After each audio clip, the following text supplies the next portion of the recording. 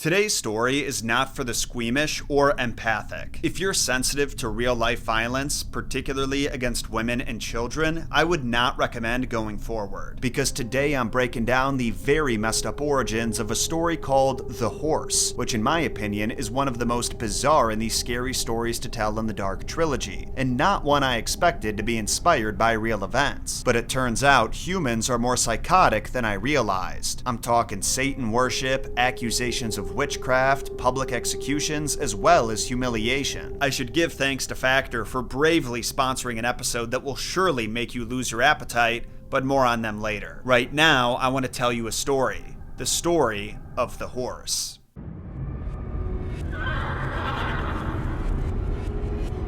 Like many of the folktales that Alvin Schwartz collected, the horse follows two farmhands. These ones are named Boone and Caleb. They lived in a little shack on the farmer's property, and Boone's bed was in the back of the room while Caleb slept near the door. The two had been working for the farmer for a few months now, and it wasn't always easy work, but it was steady and paid well. The young men always enjoyed starting their day when the sun came up and finishing their duties while it was still light out in the early afternoon. But one day, Boone noticed that Caleb was moving slower in the mornings than he used to. Not only that, he was finishing his work later than usual because he was periodically stopping to rest. Boone asked Caleb if he was feeling alright, and Caleb admitted that he was exhausted and terrified. He said that every night, a witch was sneaking into their shack, turning him into a horse and riding him all over the countryside. Boone couldn't help but laugh at the ridiculous story and the mental image it conjured up, but when he realized that Caleb wasn't joking, he suggested they switch beds for the night so he could experience it for himself. He did not have to wait long to find out the truth. Sure enough, that night, just after Caleb had fallen asleep at the back of the room, an old woman carefully opened the front door of their shack and tiptoed her way over to Boone, who was pretending to sleep in the front bed. The woman raised her hand over him, mumbled some strange words, and suddenly Boone was paralyzed. He couldn't move.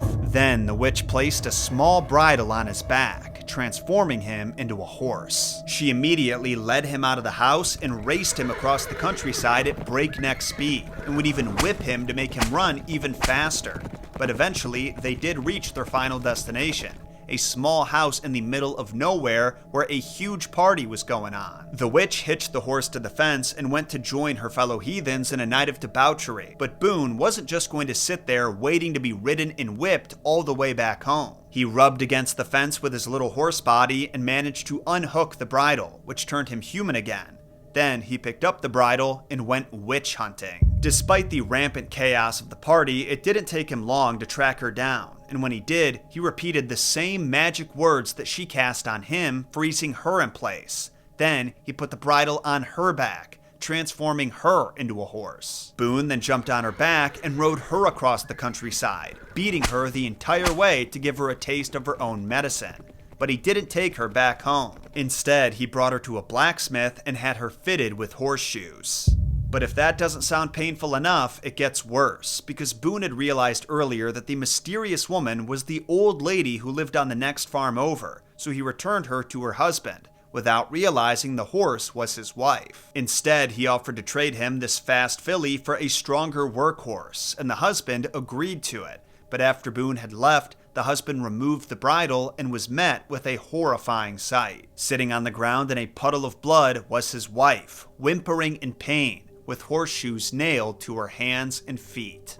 And if you think that's a brutal ending, just wait until we get to the origin story. First though, I want to say thank you to our sponsor, Factor. Let's face it, not everyone has the time to cook a nice, nutritious dinner every night of the week. And for me, this usually results in a very sad meal consisting of SpaghettiOs and tears over the kitchen sink. At least it did, until I tried Factor. Factor delivers fresh, never frozen, dietitian-approved meals right to your doorstep, making healthy eating habits easy to adopt and stick to. Every week, you're given 35 different options to choose from that are tailored to a variety of diets, whether you're going keto, vegan, or just trying to limit your calories. In as little as 2 minutes, you can fuel up with restaurant-quality meals that are ready to heat and eat whenever you are, which has been a lifesaver for my wife and I. With both of us working full-time on the channel now, it's easy to get lost in the sauce and work right through the time that we normally use to cook dinner. But now we have an alternative that's equally delicious, nutritious, and satisfying. We still get that important time at the dinner table to talk, catch up on our favorite shows, and arm wrestle, but we don't have to put hours into grocery shopping and prep work, even though the meals still taste like we did. So if you want to save yourself some time, money, stress, and get some delicious food out of it, head to Factor75.com or click the link below and use code JONSOLO50 to get 50% off your first Factor box and free wellness shots for life. That's 2 free wellness shots from 3 available flavors for every order while you're an active subscriber. Again, just head to Factor75.com or click the link below and use code JONSOLO50.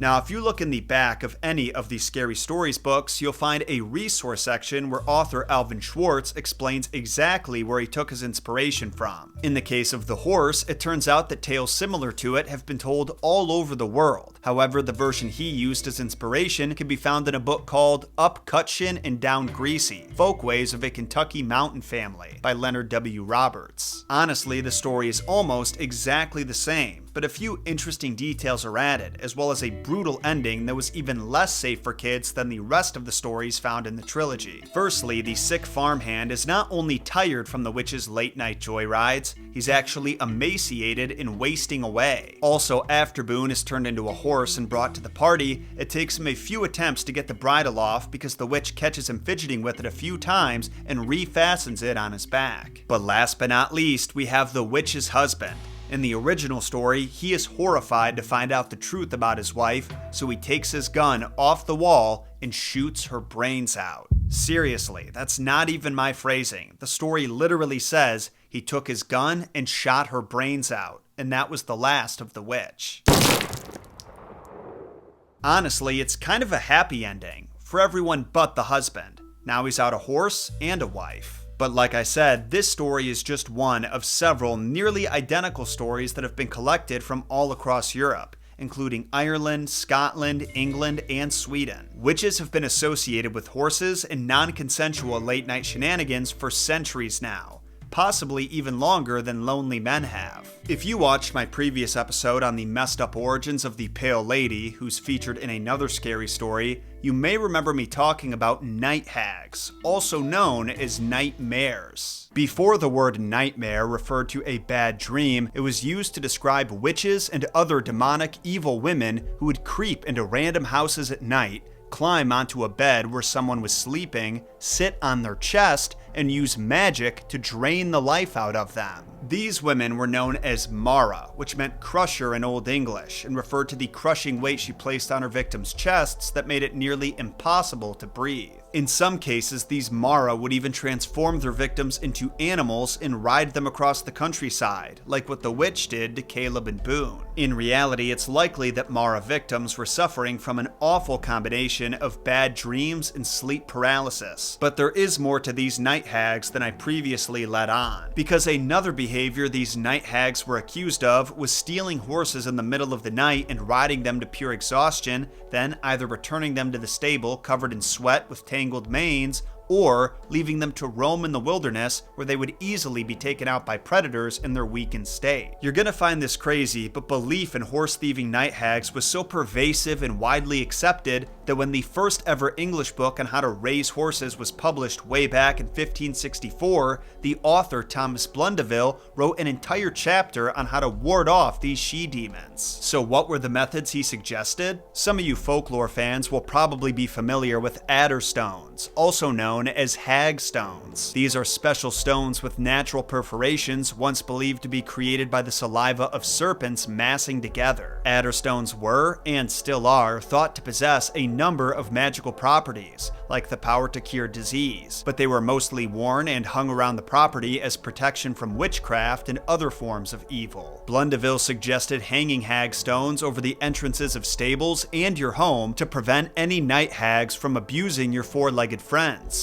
or turning you into one of them. That would be like if Coding for Dummies told you to hang a rabbit's foot over your CPU to avoid viruses. Now let me just put this out there. The night hags taking horses for joyrides were, more likely than not, just regular everyday ne'er-do-wells looking for some cheap thrills. And it would make perfect sense for the horse to be sweaty and exhausted the next morning if the time it was supposed to be resting was spent racing around the countryside, just like Caleb in the scary story. A really interesting detail though is that the horse's owners would also worry about the horse's hair being knotted. It sounds like that would be a perfectly natural thing to happen with animals, like my dog Penny gets knots in her hair that we have to fix every so often, but these people believed that those knots were part of a witch's ladder. I've surprisingly never heard of witch ladders before, but they're super interesting tools in witchcraft that can be made of rope, string, or hair and act as a padlock for whatever gift or curse the user is trying to conjure up. The only way to break the curse would be to untie the knot, so you can be sure that any responsible horse owner would check for knots after their horse had been taken out by a witch, lest they be cursed. As you can see, witches have been a real fear of mankind for a long time now, but until surprisingly recently, people were allowed to deal with those fears using whatever violent method they saw fit. What I'm saying is the witch getting her brains blown out by her husband is accurate to history, and I could demonstrate that with some examples of women who suffered the same fate, maybe even worse.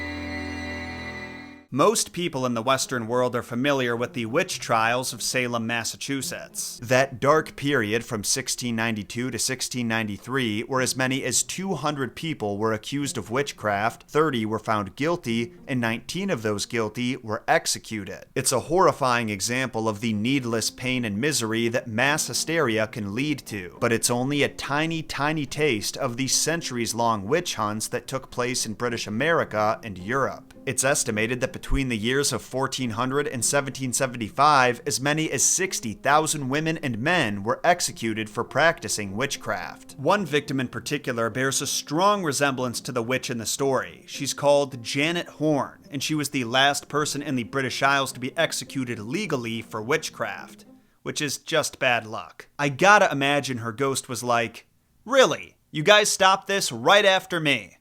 What, did cutting out my heart cause a change in yours?" Now, to be clear, the details of this story were difficult to verify because Janet Horne wasn't the accused's real name. It was actually just a placeholder name for witches in Scotland at that point, so we can't exactly look up the birth and death records of a woman whose identity we don't know. However, there is an article from a 1923 installment of the esteemed Scottish Historical Review where the author describes the exact incident in horrifying detail. And if you're interested, you can read it for free on JSTOR. He describes Jenny Horne as an insane old woman who was accused of transforming her own daughter into a pony and having horseshoes nailed to her hands and feet by the devil himself. The town's residents claimed she had ridden the girl around so much that her hands and feet would be broken and lame for the rest of her life. That would be disgusting and pure evil if true, but it obviously wasn't. This poor lady was just senile with a physically disabled daughter, but that didn't stop the real monster, Sheriff Deputy David Ross, from sentencing her and her daughter to death by tar and burning. And just so you can get a full grasp of the magnitude of this evil deed and how detached from reality old Janet Horne was,